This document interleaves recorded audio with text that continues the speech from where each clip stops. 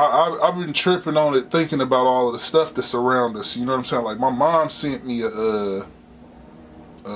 one of the Facebook Messenger videos a while back, and it was talking about the cell phones, like how they admit these is causing all kind of, you know what I'm saying? And it's like it's in your pocket, so they say put it away from you and all of that, right?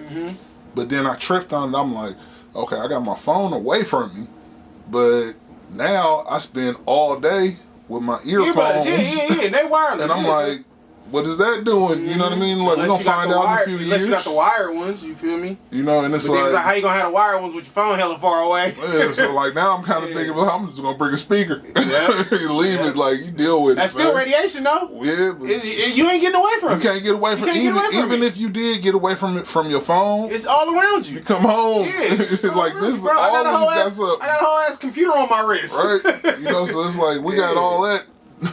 It's a matter of time before we end up robots. We're going to just start replacing stuff. Straight cyborgs, my nigga. X-Men. They're waiting for it. They're building us up for it. Alright, anyway. Now what I set this whole thing up. Your son. Your child. My kid. Yeah. My kid. Mr. 18 feet tall. You know what I'm saying? Listed at 6'5". He's 6'5"? Listed. He's really 6'4". You want another one? Let me finish this one. Yeah, bring it and I'm gonna finish that one. Alright.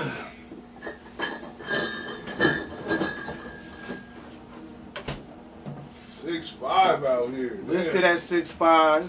Damn. I was young and crazy in the ghetto. What's his demeanor, man? I know that.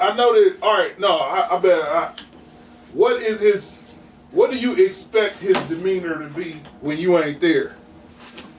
Where are we talking? At home? School with his partners. You know what I'm saying? Regular dude. I'm not around elders, partners. I mean, in a nutshell, just because it's us talking, he us. Man. He us. Like you should talk. Yeah. I love it. That's what I need. Yeah. So here I tell you. Is he sensitive? No. Hard. Thank you. Hardest nigga in Nebraska. I love that shit. So 2 games ago, who was we playing? We was playing St. Joe's. So when St. Joe's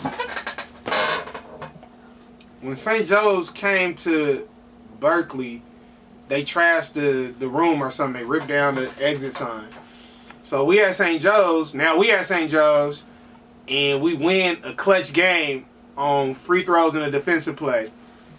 And that's when we made first place co-op with Bishop O'Dowd. So that's when we really became tied. So the game over, and these niggas go do the little high fives, you know.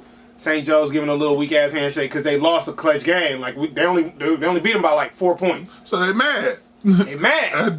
Justifiably, yeah. So St. Joe's is about to lightweight walk off. Berkeley High walks to the middle of the arena on their logo and starts stomping on it, spitting on it. All right.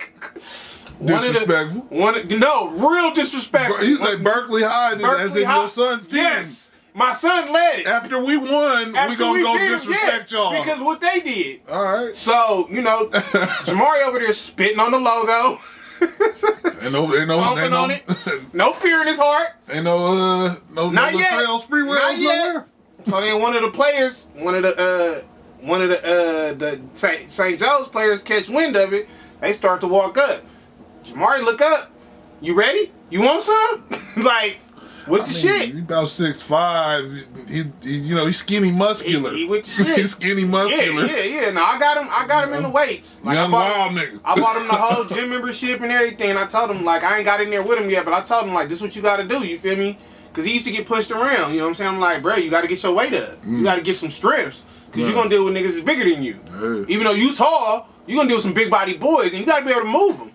So yeah, he got no fear. He got no fear. He played football sophomore year, and that gave him an edge. He started to understand how to deal with pain and giving hits. He played defensive end and he played a little bit of tight end. He looked like a DN too, like a high school DN. Yeah. Big, tall, skinny. I went to fast a couple of his games. One game I went to, the nigga had a strip sack. He blasted in, he hit the running back, and the running back was small. But when he hit him, he never tried to tackle him and put him down on the ground. That nigga went for the ball. He went straight for the ball, ripped it out of his arms, and ran up the field a little bit till the guy tackled or whatever. So yeah, he after playing football, his level of fear like dropped. Like he's fearless now. Yeah. I mean, shit, it makes sense too, because it's the transition of sports. Yeah. It's like most people I know had trouble transitioning from football to basketball. Yeah, because it's like you gotta tame it down. Yeah, you like, have to. You're not finna just run out here every day. You giving everything you got, especially if you was like the rare occasion that you got somebody who played like defensive line and then went and tried to play basketball. Yeah, that's It's a few that did really good, but like they was always in foul trouble. Hell yeah, you know what I'm saying? So yeah, his demeanor. So he hit me a couple of months ago, and he was like, yeah, Pops, I just try to spread love and make everybody laugh like you always did. And it kind of touched my heart. Like, that's crazy. Like, you know what I'm saying? Just to hear him say that. You know what I'm saying? Because I never looked at myself like that. We always joke. That's what you are, though. We don't, ain't nothing serious to us until it's serious. You know what I'm saying? It's crazy because I talk to Pops and my uncles every Saturday, right? And but if you free, get down, call me, and I'll plug you into it. 10 o'clock Saturday, almost to 1 o'clock. On the clock, sitting there. Call, but I tell everybody that because it'd be funny listening to them talking shit about old times and shit. Yeah. But like my dad, he get into tangents on Uncle Mike all the time. Yeah. You know what I'm saying? Yeah, because they was running mates. He knew him in a way that I didn't. I knew him as my uncle. Of course. Funny, you know what I'm saying, dude, and all that shit. But he knew him in the way that I know you. Right. You know what I'm saying? Right. So it's a different thing. Which makes sense. Feel me? Which makes sense. Yeah, but Jamari, man, he cool. Like I be telling people, and I try not to. I don't voice like my kid is the star. That ain't me. So a lot of people walk up to me, black, white, Mexican, Asian, any form of life. They all walk up to me and say the same thing. They start off, Jamari's a great kid. At first I used to be like, but after hearing it for so long, I was like, damn, this got to be real. Like, and I never look at myself like I'm doing something right. I beat myself up on how I raise my kids, but I do raise them right. You feel me? I get that accolade no matter where I go. It's always from his teachers, from the principal, from whoever. And when he get into trouble, hella people be shocked. But then they tell me the story and I'm like, so you mad that Jamari was there? Because Jamari didn't really do nothing. It was an incident where some kids was sending explicit fucking memes or something. And Jamari sent one. He told me. Because I tell Jamari, I'm like, bruh, I can't fight your battles if I don't know nothing about it. Whatever the fucking battle is, if you want me to fight it, I got to know what's really going on. So if you're not telling me the truth, that ain't going to help us. You feel me? Whatever it is, if you did it, you did it. That's, you a kid. You know what I'm saying? Anyway, so the meme got sent. He sent one. Teacher called Wendy up and told him to stop. Jamari stopped. Somebody else sent another one. And they sent another one. So because Jamari had sent one the prior time, they called like, oh yeah, we don't know who did it, but we got to suspend Jamari. I'm like, connected to the next. I'm like, but y'all don't know who did it. So Jamari hit me like that. This was going on. I'm like, all right, you telling me. So that way, when I get the phone call, I know what's up. Got the phone call, lady like, yeah, and in my head, I'm like, okay, you going on and on, but he didn't really do nothing. He didn't do nothing this time. First time, I didn't even know nothing about it. You calling me on some shit that then occurred again and again, and now you want to, reprimand my kid. It's a trip right now, blood, is I'm looking at your ass decades into being a parent. And I'm like, I mean, I'm not new to it, you know what I'm saying? But I'm like, I'm relatively new to it in comparison to your ass. You know what I'm saying? And it's like, the shit, it's like, it's the same thing. And it's like, you know what really fucked me up, blood, is that, like, about being a parent, is I want to raise them how I was raised, but I know better than that. You know what I'm saying? But it's a different time, though. Yeah, that's my point. Yeah. Like, Blood, by the time I was Nyla age, I could fucking go all across the whole city in a bus alone. Exactly. And it's like, she's 8 years old and can't no, she just turned 9. She just turned 9. Regardless, you don't even want to go across the street damn near. Yeah. But it's like, because you aware of how many fucking pedophiles live around you and shit like that. I think about when we used to go over Basima house, you know what I'm saying? It was free. Once you get outside, you know, you can go out the gate, but you can't go too far. You know what I'm saying? My kids don't even go outside. Yeah. And I live in Berkeley. My kids don't go outside. Exactly. Look, my kids got bikes. We bought them. We didn't. My wife bought them. You ain't got to specify that. My wife bought her a bike. It's her ass definitely didn't use it. I used my bike 2 or 3 times. And then I was like, I don't ride no fucking. I got a goddamn car. I'm a grown ass man. What the fuck? I'm gonna buy something. I'm gonna buy a horse. So, I don't want a bike. The first time I moved to Berkeley, not first time, but when I first moved to Berkeley, I got a bike for free. I went to the bike shop to go buy a bike, like how much they cost. Woo. This guy was like, "Hey, I got a free one because somebody left it, and do you want it?" Fuck I swear to God, if I see your ass, if I'm driving down highway and I see you with one of them little pointy hats, look, you can ask Mike. So I took that bike, got it all up and running smooth. You know, matter of fact, it was up and running because dude just fixed it and was like, they never came back and got it. So this motherfucking bike is running good. I'm like, you know what? I'm an athlete. Mind you, this is my 10 years after 30s. school. Yeah, this is my early 30s. This is my early 30s. I'm like, it's I'm like 30. It's done. So I get on the bike. I'm like, all right, first day. You know what? I'm a ride to. I think I went to Richmond because it's a path from where I used to live on University that take you all the way to Richmond. Road to Richmond, like, it's nothing. Next day, you know what I'm gonna do? I'm gonna leave from University and I'm gonna go over the bridge. This is when they opened the bike path. You can go on the bridge. Are you talking about the Bay? No, not the Bay Bridge. No, I am. It can't be the Bay Bridge. Yes, I'm talking about the Bay Bridge. Has a bike path? Yes, nigga. That go all the way to Treasure Island. Oh, yeah. Okay. Yeah. You can't get on the San Francisco side. No. So, well, you was out your mind. Hold on. Doing white people shit. So, you skydiving next? Yeah. Swinging with the sharks and shit? Yeah. Whoa, wait a minute. You went too far. I'm just saying, what you want to skydiving? Jellyfish dive, motherfucker? You know, my daddy was a paratrooper, so, you know, it's in my blood. You know, he did it by force. They pushed his ass out. They was like, all right, we're going to test it out. You got to shoot? Maybe. Push his ass out. So, I leave from University. I'm tracking. I got my earbuds. iPhone is good. Music going. I got No Limit playing. I'm hyped. I